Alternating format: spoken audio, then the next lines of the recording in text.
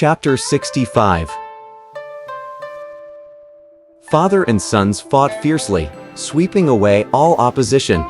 Ying Jiao got on his horse, grabbed his halberd, and met the Huangs in the dim light.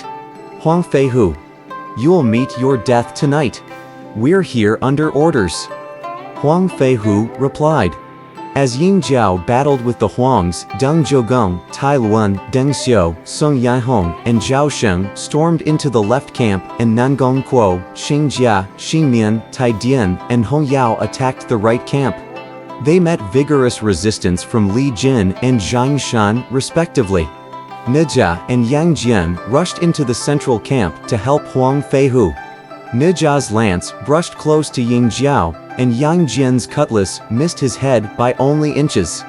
Ying Jiao hastily rung his soul-dropping bell at Nijia, but it was ineffective, as Nijia was made of lotus flowers.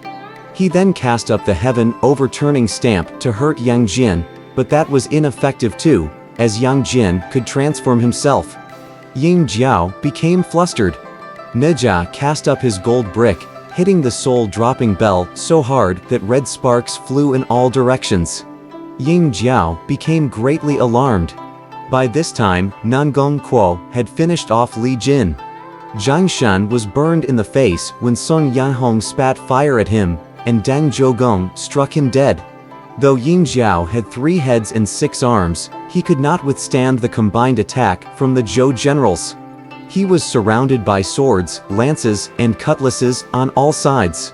With both Zhang Shan and Li Jin dead, he knew that the situation was hopeless. He rang his bell at Huang Tianhua and brought him down from his jade unicorn. He seized the chance and ran away towards Mount Qi. Huang Feihu chased his 30 li before he returned to the city. At dawn, Ying Jiao found that only a few soldiers had followed him. He groaned. Who could have known that I would suffer such a terrible defeat? I must go back to Zhaoge for reinforcements from my father. It won't be too late for revenge then, he decided. As he galloped along, the heavenly master of outstanding culture suddenly appeared before him. The immortal called. Ying Jiao, you shall die under a hoe today. Uncle, why do you stop me? Ying Jiao asked with a bow. You're already in the trap now. Get down from your horse and surrender, Ying Jiao. In a great rage, Ying Jiao spurred his horse forward and attacked the immortal with his halberd. The heavenly master returned the blow with his sword. Ying Jiao panicked and cast up the stamp, but the heavenly master unrolled the green lotus, and a luminous stone soared into the sky, shining brightly with a golden light. The stamp floated to and fro, unable to descend. Ying Jiao had to retrieve the stamp and flee towards the south. Ying Jiao, you must fulfill your oath, Master Pure Essence yelled. As Ying Jiao urged his horse forward with his halberd, the immortal said, You damned fool.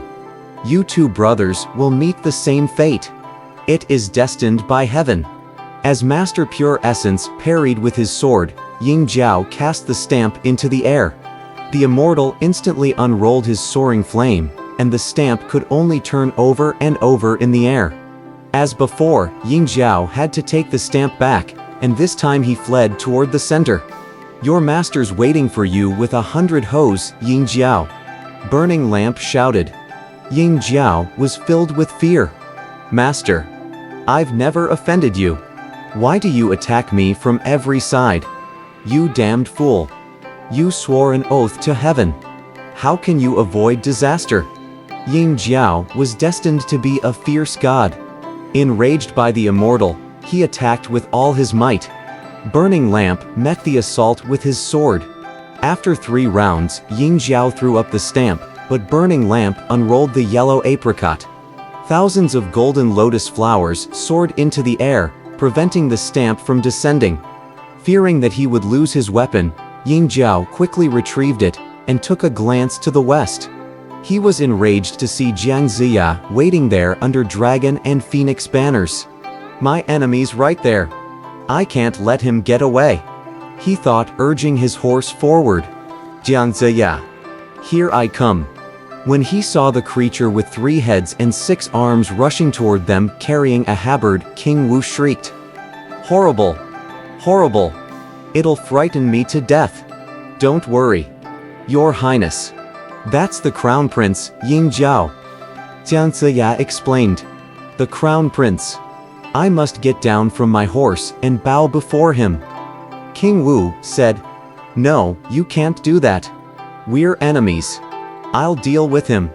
Ying Jiao swept up with a great force and stabbed at Jiang Ziya without uttering a word. Jiang Ziya had to meet the attack with his sword.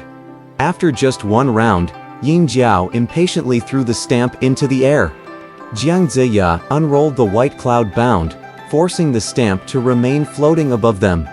Ying Jiao took back the stamp and fled northward. Just then, Burning Lamp evoked a great peal of thunder that shook the whole sky, and at the beating of drums and gongs, the Zhou army set off in pursuit. As Ying Jiao galloped northward, the path became narrower, and he had to abandon his horse and run on foot. As the enemy closed in behind him, he prayed to heaven, "If my father is still to be the ruler of the kingdom, may I knock out a path with my stamp and escape danger. If not, may I die today." He raised his hand and hurled the stamp at the mountain. With a great crash, the mountain split in 2, leaving a road wide enough for him to run through. Ying Jiao uttered in great delight, "So the Shang dynasty will last yet."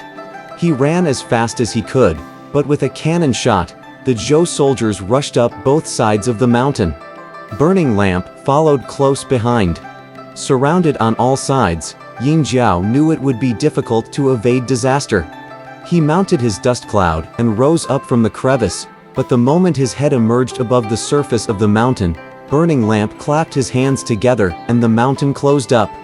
Ying Jiao's body was trapped inside, with only his head sticking out. What became of Ying Jiao? If you want to know, you must read the next chapter.